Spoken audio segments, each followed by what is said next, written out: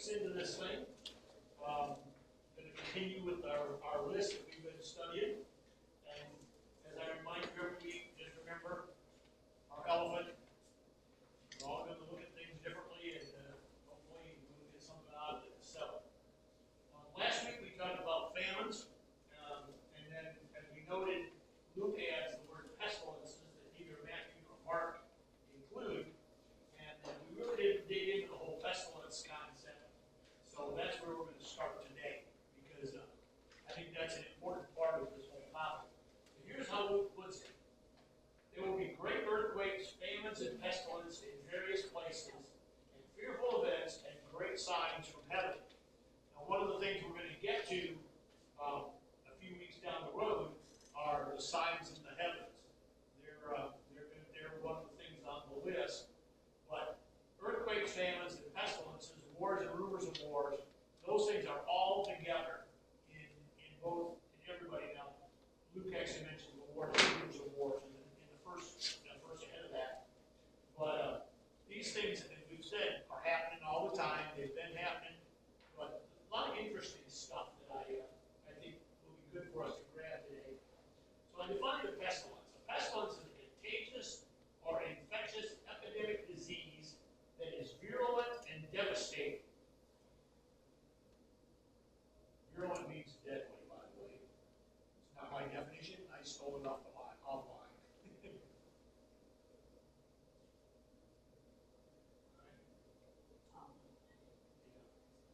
If there's underlined stuff, it's probably in there somewhere.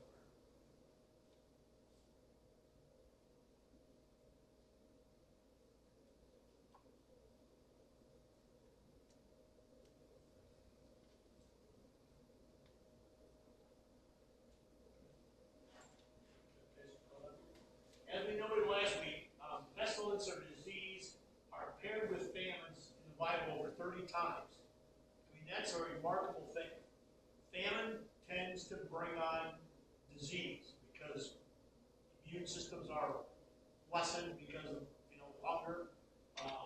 So the combination of pestilence and famine are pretty common. Now, but pestilences, much like famines and earthquakes, get into next, have been a part of the fabric of life ever since Jesus said these words. This is nothing new. Right?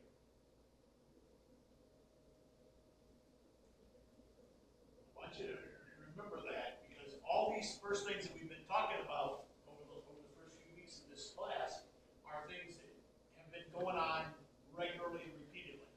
And that's an important part of this concept. Now, once again, this makes pestilence is one of the signs of the end times that has been constantly and repeatedly fulfilled for the past 2,000 years. Nothing new. It's been going on forever.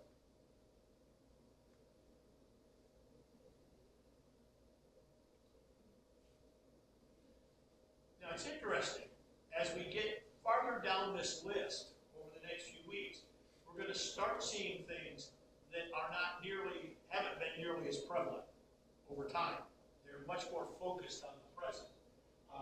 And that's really important. And I think as Jesus taught this lesson to his disciples, as he sat there on the Mount of Olives that day and answered their questions about what they were going to experience before the end times, I think he did it that way on purpose. He gave them a big overview of stuff that, hey, this stuff's going to keep happening. It's been happening. It's going to keep happening. But here are some things that are going to be much more focused. And so we'll get to them in a little bit, and a few weeks down the road. So here are some notable epidemics and pandemics. And I'm going to give you a couple of definitions. You don't need to take a whole lot of notes on these things. I just am included them because I thought they were interesting. Stuff that I didn't know. But here's epidemics and pandemics are both terms used to describe outbreaks of infectious diseases. That's what a pestilence is. But they differ in scope and geographic spread. Now, these definitions are in your notes.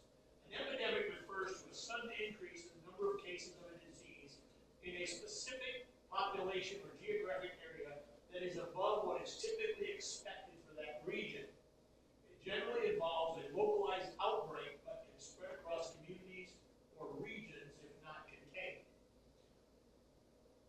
get sick, and it spreads. That's really what an epidemic is. Now, a pandemic is an epidemic that spreads over multiple countries or continents and affects a large number of people worldwide. The key difference between an epidemic and a pandemic is the global reach of a pandemic. And there have been many in the course of history. Some I didn't even know about, okay, because some of this is ancient history. Some of this is current to our lifetime. So, again, don't spend a lot of time taking notes here, but just kind of absorb this. I thought it was interesting. So, for each one of these, we'll give it a name that it has, when did it happen, where was it, what caused it, how many deaths occurred. And I just want you to notice that last statistic, because it's amazing. Okay? The first major one was the Antoine plague. Okay? Happened in the 2nd century, 165 through 185. This is a little over 100 years after the life of Christ. Okay, the early church fathers would have been still alive. Not the disciples, but the guys we call the church fathers, Irenaeus and Polycarp and a few of those guys. Okay, it literally covered most of the Roman Empire at that time. It was probably a smallpox or measles outbreak. We don't know for sure, but based on what history tells us, that's likely to cause 5 to 10 million people died. Now, again, we're talking 2,000 years ago. Statistics weren't what they are now. I mean, we didn't have the kind of technology we have now, so that's an estimate. But think about that. 5 to 10 million people from an outbreak of smallpox or measles. Now, we can be thankful we live in an age where things like smallpox and measles are just about non-existent anymore because we have figured out how to fix them. We have, developed vaccines and cures. The next significant one was the plague of Justinian, which happened in the 500s, 540 to 549.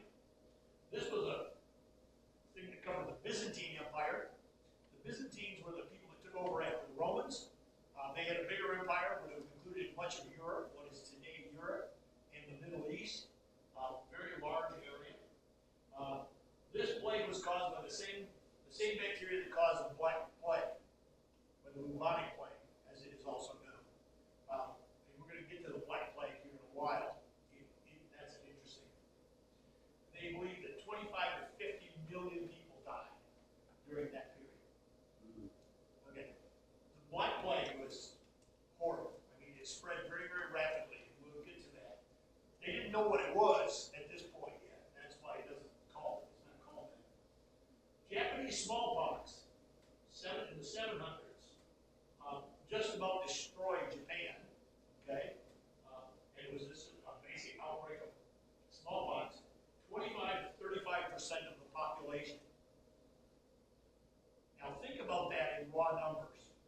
In the United States today, if 35% of the population died, it would be over 100 million people. I mean, just wrap your head around those numbers. The Black Death, or the bubonic plague, its major outbreak was 1347 to 1351. Started in Central Asia and then spread to Europe. This is what was interesting. When we finally figured it out, it was caused by infected rats. Rats carried fleas. Yeah, rats and the fleas carried the plague. Okay, some 25 to 30 million people, about 1/3 of the entire population of Europe, died during the Black Plague. Now, here's what's really interesting. Okay, the Black Death is what is now called scientifically the bubonic plague. Okay, there have been multiple outbreaks of bubonic plague since that time that resulted in millions more deaths.